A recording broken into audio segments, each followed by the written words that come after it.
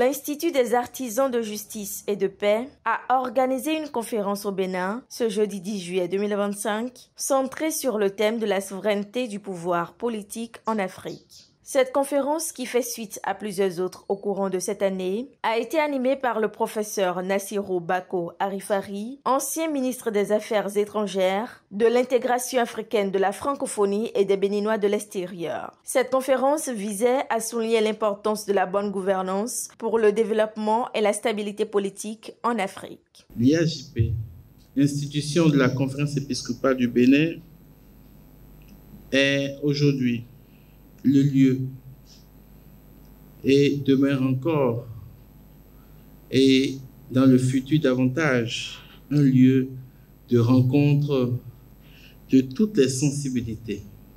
C'est au nom de ce sens de partage et de communion que nous avons parcouru cette année plusieurs thématiques, dont celle qui nous réunit ce soir.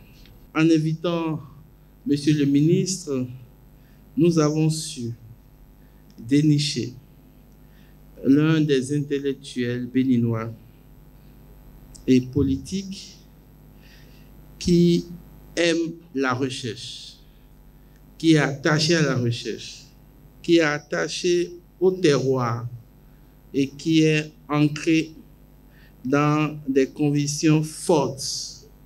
Nous le remercions d'avoir accepté notre invitation malgré son agenda chargé. Nous le bénissons afin que les gestes posés ici ce soir et les réflexions jetées ici soient des réflexions d'espérance. Ce thème a été une occasion pour le professeur, également député à l'Assemblée nationale 9e législature, de partager ses réflexions personnelles à travers des expériences professionnelles. Tous les États du continent sont reconnus sur la scène internationale et jouissent en théorie de l'égalité souveraine.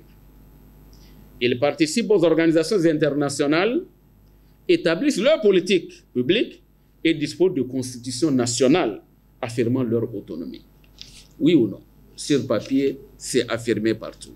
Alors, si la souveraineté se définit comme la reconnaissance d'une entité politique étatique par ses semblables sur la scène internationale en partant de ses attributs, comme la possession d'un territoire et d'une population sur lesquelles s'exerce une autorité reconnue et acceptée comme légitime, on peut affirmer que la souveraineté dans le contexte africain contemporain apparaît comme une affirmation normative ou une donnée politico-juridique revendiquée plutôt qu'une réalité pleinement vécue. Plus encore que la souveraineté, l'unité africaine au sens de regroupement et de fusion d'entités politiques différentes au sein d'un creuset territorial unique, sous une même autorité, doit être considérée comme une illusion politique fonctionnelle. Je pense qu'il faut comprendre que ce n'est pas quelque chose qu'on peut atteindre d'un seul coup.